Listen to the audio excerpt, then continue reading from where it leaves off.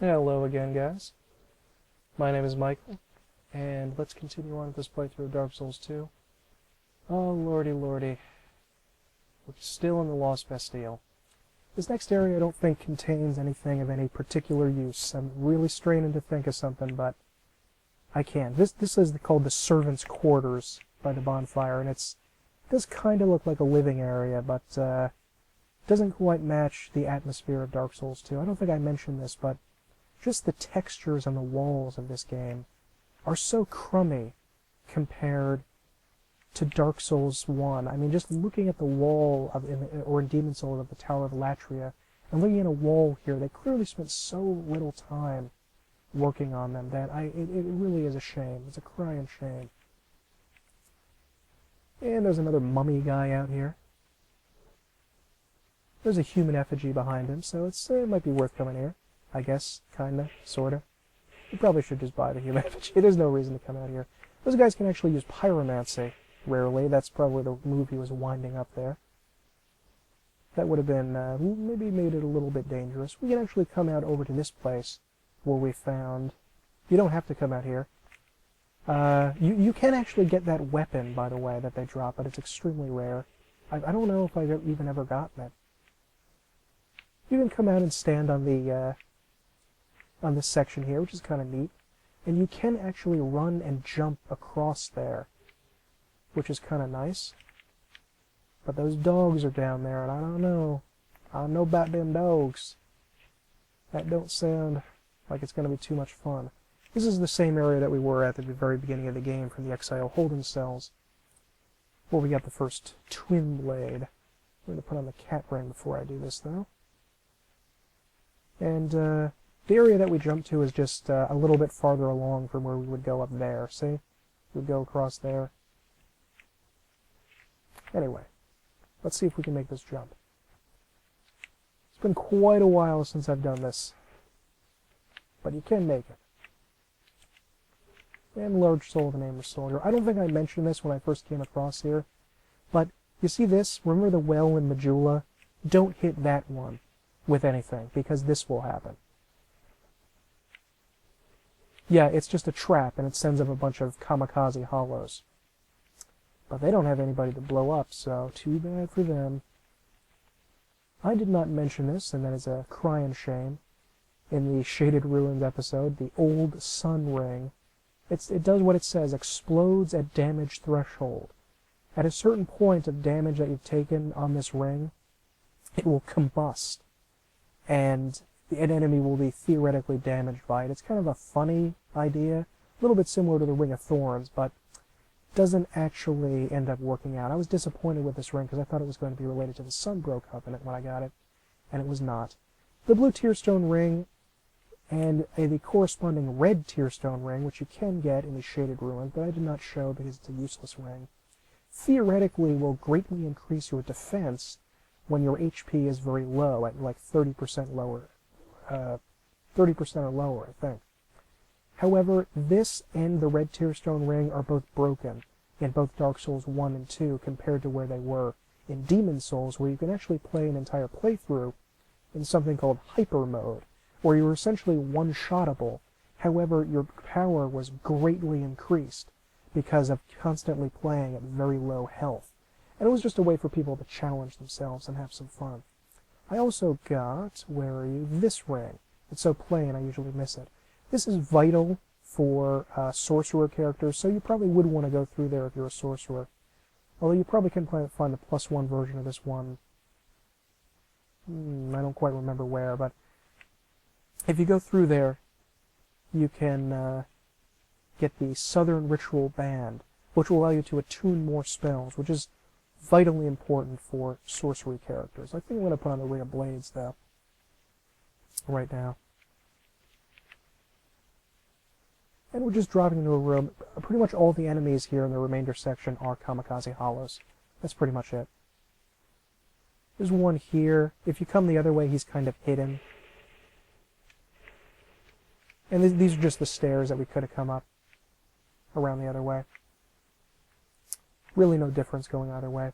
This room is kind of fun because it's full of barrels, and it was much more difficult when you were coming in here, and you had to take a couple of shots to kill each one of those kamikaze hollows. It was significantly more difficult. This should be a secret door, but is not. I do not know why. It angers me.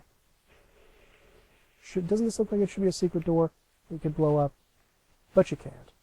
This area, I don't know if this is unfinished, or this is a joke, or I don't know what it is. Yeah, it's just a skeleton, and you can break it. I swear it must be hurrah for Lesser Foe. I guess it just must be like a joke, you know? The game is constantly trolling you. Getting rid of some of these oil barrels. They unnerve me hanging around them in a place I'm about to fight. See, that guy just blew up. These fandoms can be useful to figure out what's going to come next. And fortunately, I don't think you can shoot through here, by the way. I think I've tried, and I don't know if you can shoot through the bars. That annoys me. See, that was a targeting failure. Why did it went for the guy that I was facing before it went for the guy I was nearest to? That is annoying. Those alluring skulls can probably be used to screw around with those guys. There's one hidden in there. Oh, guy's still alive. I killed you. I think I already went down here, I think, when I first came around here. I think. In there, that is the elevator that we first came up here from the Twin Blade room. That is a bonfire ascetic. So if you're really hurting for the bonfire ascetics, this is the place you want to go to pick one up early in the game. That's for people who are trying to cosplay as one of the Knights of Hyde or something that only exists in one of the later in New Game Plus, and they really want it. I think that is just, I almost certainly think I came here earlier on. That is just that's a flame butterfly, I believe, so nothing really useful. That's actually the beginning of the stage from where we come in, where the Knight of Hyde was, right over there. This might be a ring, the equipment degradation ring. Yes, it is. This is actually a very useful ring, vitally important for this game. The bracing knuckle ring. It slows equipment degradation, and it can seriously slow down some of the crazy equipment degradation that you'll experience in Dark Souls 2. And right now we're just underneath Strade's cell. Just have one room to go to. And then right on the other side is the Salt Fort, Sinner's Rise. So yeah, that's what this is. And we're just going to head over there. And we can probably go down and try to take out the Lost Sinner in this episode and show you that she is easier. You see right there that I only did 300? I was outside of the sweet spot for this area, for this thing. Unlike the other weapons, like the swords, you should be a little bit farther back when you fight with this one, rather than being a little bit a little bit closer like you would with the sword. So it's difficult to know exactly what amount of damage you're going to do, but I like that with the weapon. It adds a bit of mystery to the gameplay. And let's just rest here. I think we need to put away. Santir Spear, I can put that away, and the scythe. And the large club. Okay. Just ignore these guys. You don't have to worry about them when you're heading down here. And this first guy you can backstab, and I believe a human effigy is behind him. It's more Royal Swordsmen, but these guys are a little bit different, because these Royal Swordsmen have the standard great swords, but they also have crossbows. So that can be annoying.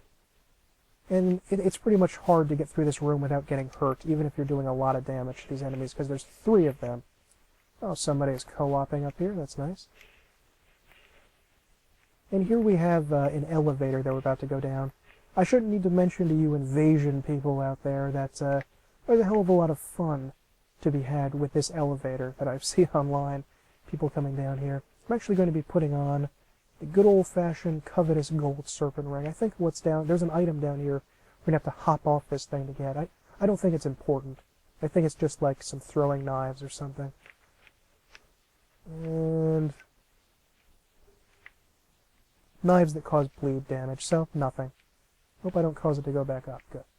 Now the next enemy that we're going to be fighting in this area is some sort of horrendous evil abomination that was created by Lord Aldia, the king's brother, and it is perhaps part of his experiments to transform an undead into some kind of bizarre dragon, maybe, or something that is greater than undead. I don't know what's going on here, but these things are actually very tough, and they can do a lot of damage. And if you're having a tough time with them, they're coming here early on, just lead them here, and you can lead them around this area. And you can actually send the elevator back up and get them to fall in the middle, but that's a little difficult. They tend to walk around on the sides.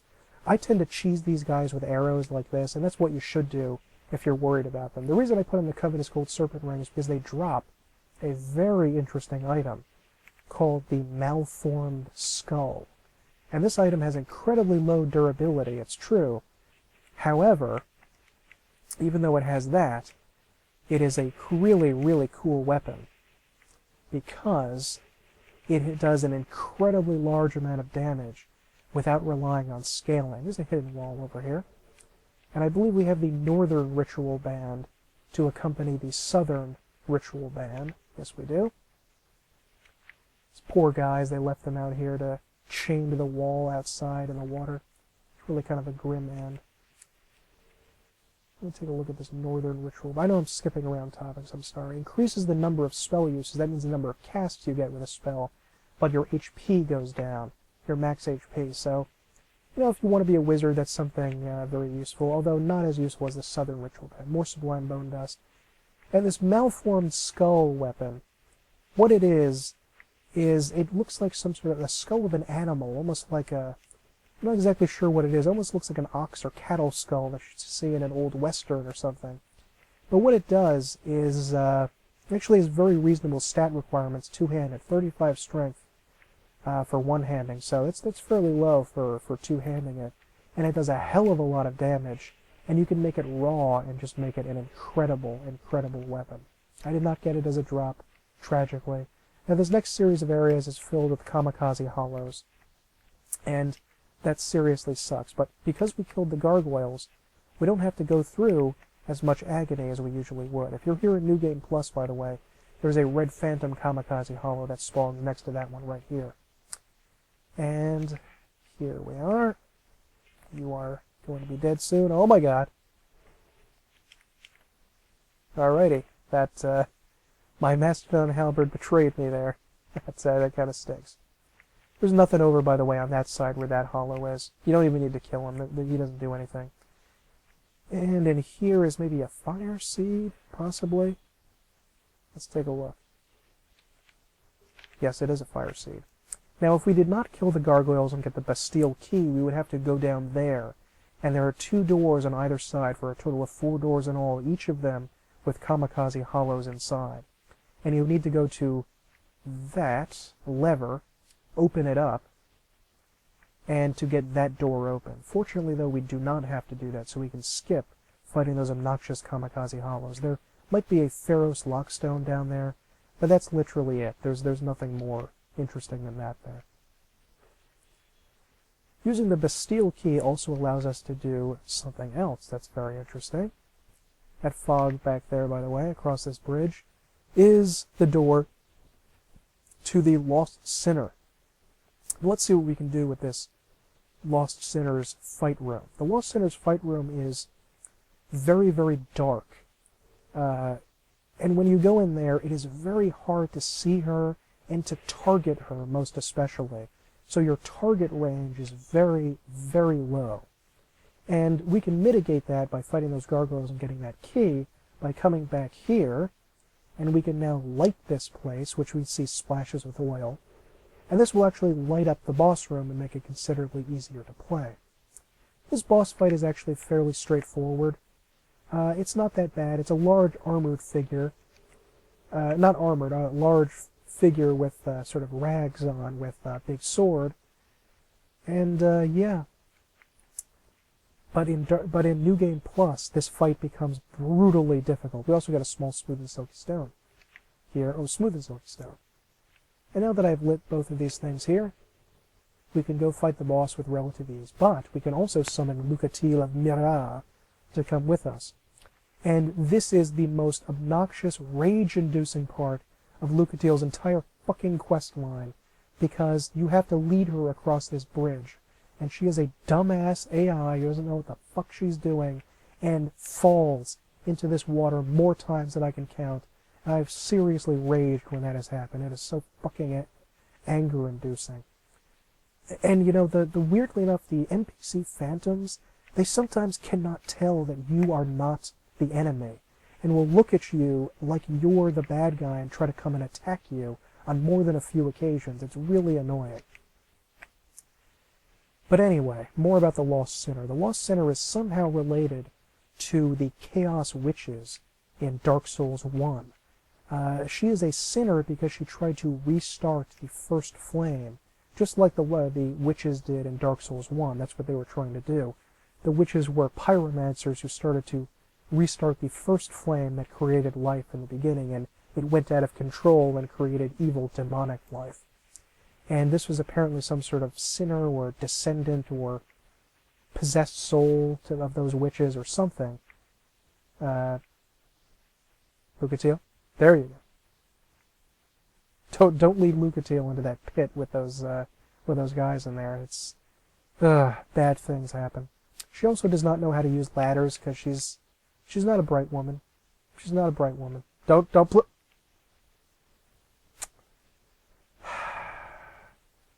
I'm not going to get angry because I'm okay with myself. I am a good person and I feel fine. Just like Mr. Smiley. I am going to put on some aromatic ooze and just go fight the boss and hopefully live. And hopefully not die horribly. I don't like that the entire weapon gets coated in blue. I think it should just be the tip. Now, if you'll notice here, when we get a good look at her, and that is a woman, by the way, that is a female,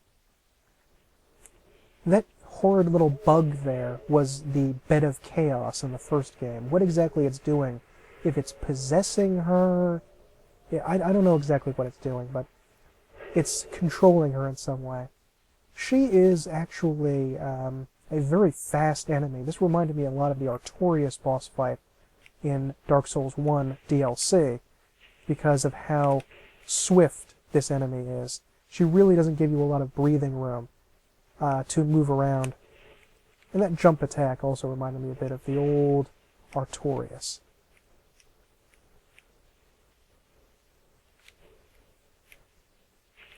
Ooh, a lot of damage there. See the sweet spot damage. The first one did a little bit. That did a ton. Ooh.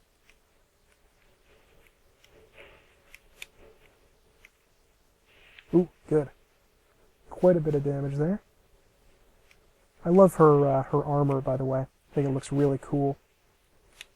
When I defeat her, I'm gonna you can actually purchase the armor from Moglin the Armorer, and I will show that to you. I may die in this attempt and have to come back with Lucatiel, but eventually I'll show it to you. Ooh.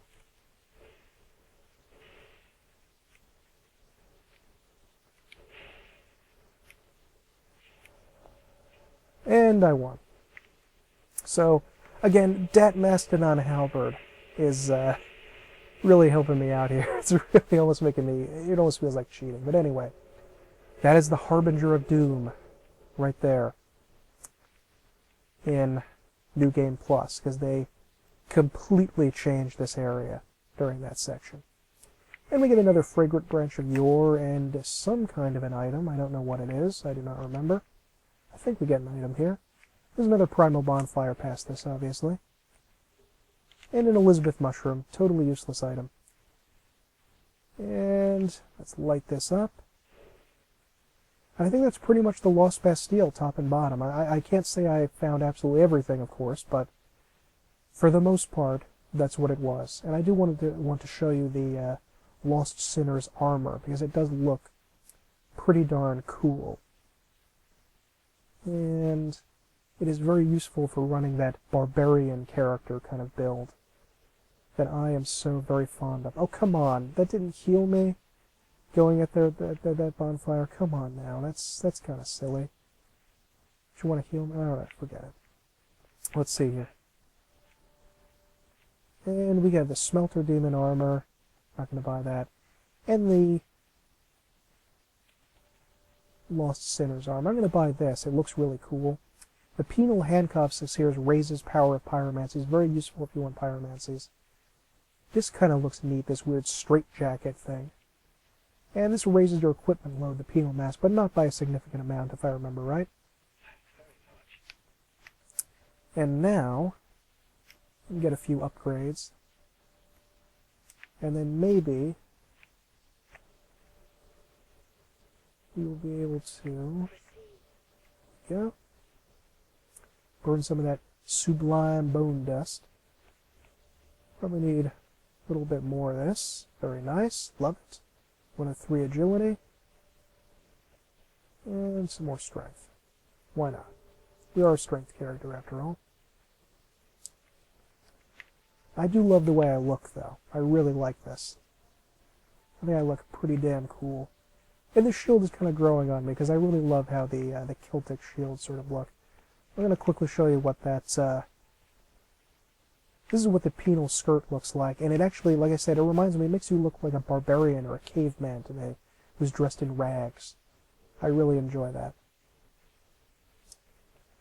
And put this back on here. Swordsman's leggings, I believe I had on. I think so. And, well, what to do now? What to do now? I believe, and I will go back to the Doors of Pharos, and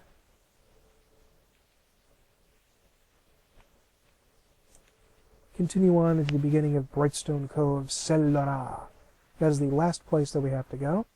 It's the last remaining Lord Soul is in Brightstone Cove, Seldora, and it is a gigantic spider, Shelob style, although maybe bigger than Shelob. I'm not sure about that.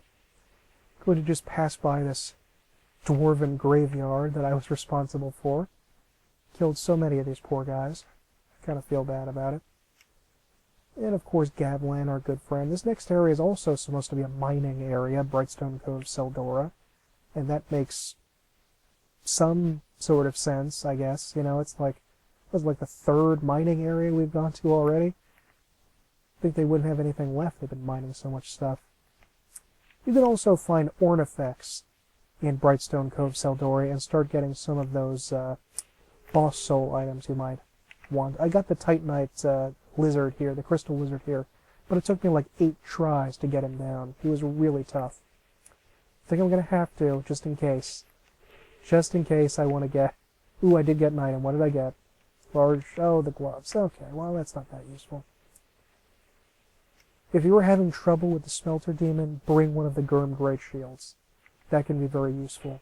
But if you're not a strength character, then that advice is not terribly useful at all. This next area has an early place where you can farm for something that I wanted to show you. I will be putting on my covetous Gold Serpent Ring +1. In order to get the +2 version, you need to be in New Game Plus, and you need to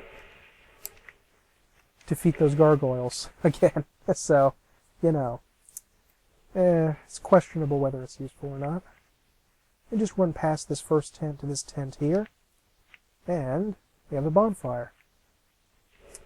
We also have a couple of Piggy Wiggies out here. You can destroy these little watchtowers or workplace things, and those 2 pigs will pretty frequently drop smooth and silky stones. And remember, those smooth and silky stones can be traded to Weaponsmith Ornifex. Excuse me, I'm sorry. I completely did that wrong. Can be traded to the Crow in Things Betwixt. I kind of like the look of this area here. It's dark, but not quite in that it was a dark and scary night with a full moon, like in Lost Bastille. You can jump down into this area, and that will lead you into that room there, and you'll be able to get 5 human effigies, so it's definitely worth it. And you can also get from the peasants there, that's what these things are called there, some kind of like Seldora peasants or something like that. You can actually get... Ooh, that was not what I intended, but it worked anyway. You can actually get drops of large Titanite shards from them, but it's not frequent enough to really warrant it. You should just grind out some souls and buy them for McDuff. Let's see what we got here. Human effigy times 5. Very nice. Try not to destroy this with this guy here, because it will be destroyed every time you come back, even if you rest at a bonfire. So if you're trying to just farm the pigs, it can be a little bit annoying to have to kill. Ooh, chunk! I didn't know you could drop a chunk.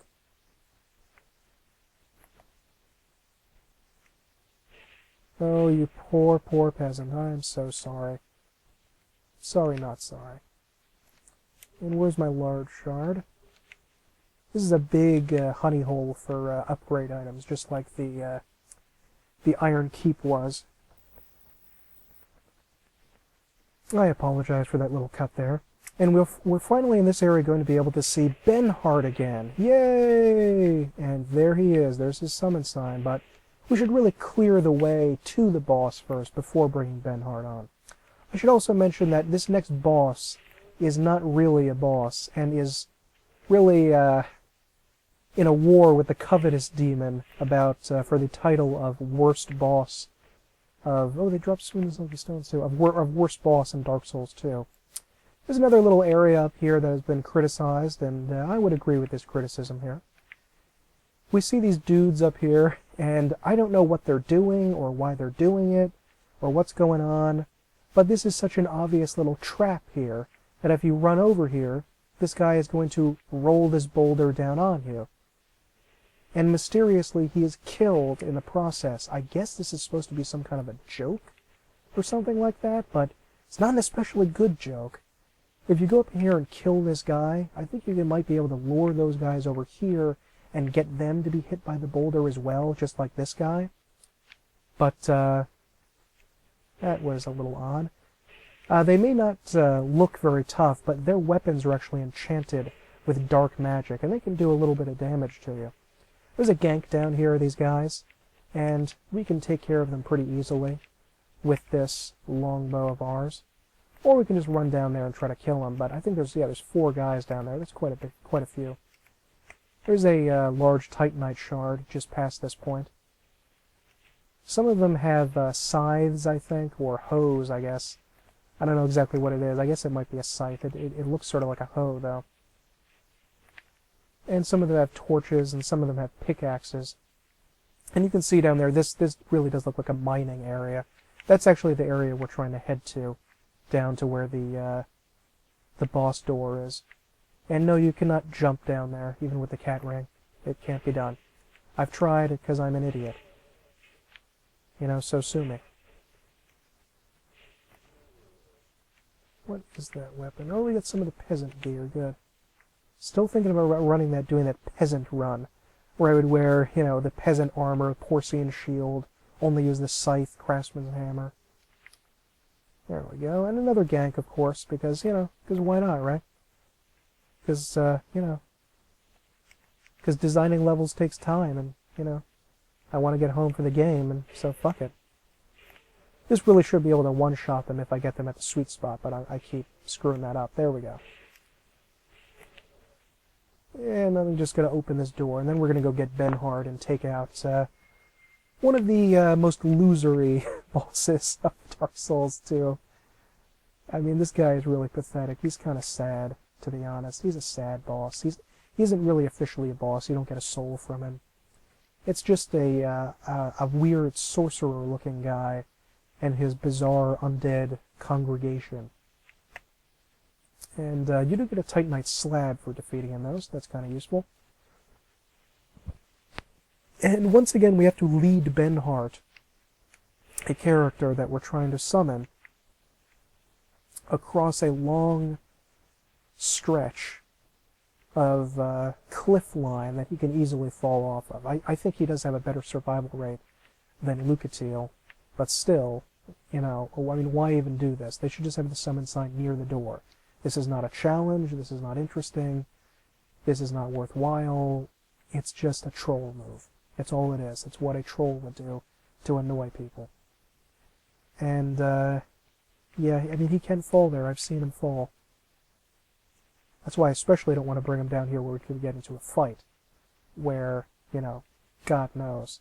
We don't actually need Benhard for this next fight, of course, but still, I'd like to get him to survive. I want to, if you get Lucatiel or Benhard to survive in, I think, all or almost all of their fights with, that you co-op with them, they will give you their armor at the end of the game. You could, of course, just kill them in your last point with them. I never opened this chest. You know why? Because fucking hell. This screams trap louder than Admiral Akbar with a megaphone. Are you kidding me? And I already saw these look at these spiders hiding in there. It's in this area that we learned that apparently Seat the Scaleless was obsessed with spiders or something like that. I don't know what's going on there, but there's a hidden wall here, and there's an Estus Flash shard up there. In New Game Plus, there is a Red Phantom enemy in here, but because you can get all of your Estus Flash shards already by this point, why bother? That thing I just rolled through, by the way, is water, which was not a good idea because the next enemy uses electricity, and if you are covered in water, then naturally electricity is going to do more damage. But, I don't even know if they're going to hit me. We'll have to see. I may die here, I don't know, but it doesn't matter. Here he is, the Prowling Magus, and he has, these are really the two dangerous ones. His two priests aside here, I refer to them as priestesses, but really, I think they are specifically said to be men. They're really a joke, even with a basic weapon. And this is just some zombies. Nothing to worry yourself over. And there we go. Benhard's just given up. He doesn't give a shit. He doesn't care. Alright, and that's it. And there's also some of those more water barrels over there. I mean, I guess that's a nice touch they put that in there. But it's not really any point. We got virtually no souls for that. I don't even know if we're going to be able to level up with all that. And light this up. And let's quickly go talk to Cromwell the partner. There is nothing over here. They're trying to annoy you. Why even put that there? To enrage me. And let's go up here and talk to Cromwell the partner. If you have made an enemy hostile in this game, and you want to have them lose their hostility when you attack them and they killed you or you attack them accidentally, you can come here and talk to Cromwell the partner, and they will lose their hostility and go back to normal. This made a lot more sense in Dark Souls 1, because you cannot contact the dead spirit of the person afterwards, after you have already killed them in this game. And it really just seems unnecessary. The original one of these guys, partners, in Dark Souls 1 after the Gargoyle boss fight, whose name is... did I just say his name and forget immediately? God, I'm really losing my mind in my old age. But, whatever his name is, God, whatever that guy's name is, it made a lot more sense. And he really had an impact on you because he was another one of those manic, insane people. And he sort of mysteriously appeared after you fought the boss and after you already walked past him. But this guy is just hanging around up here. He's got cool armor on it, but we can't get it until later. And yeah, he doesn't have quite the impression because he just sort of, like I said, teleports in after you fought the boss and already walked past this one area. And he's just better. But this guy, yeah, I'm not even going to listen to him. It's not that useful.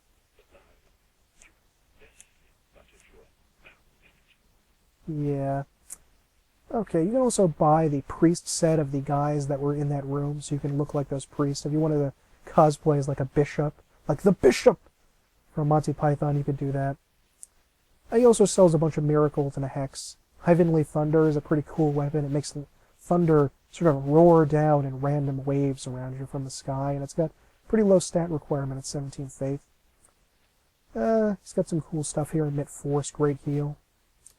But pretty useless. I usually don't even bother with him. But there is something useful in that room. This.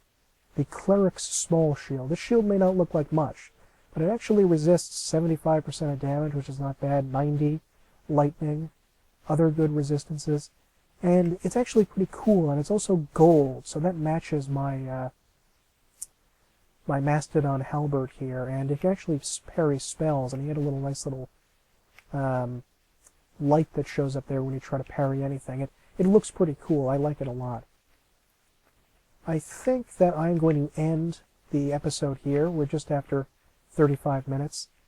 That next area is the area right before the spider boss, and I will see you when we get down there.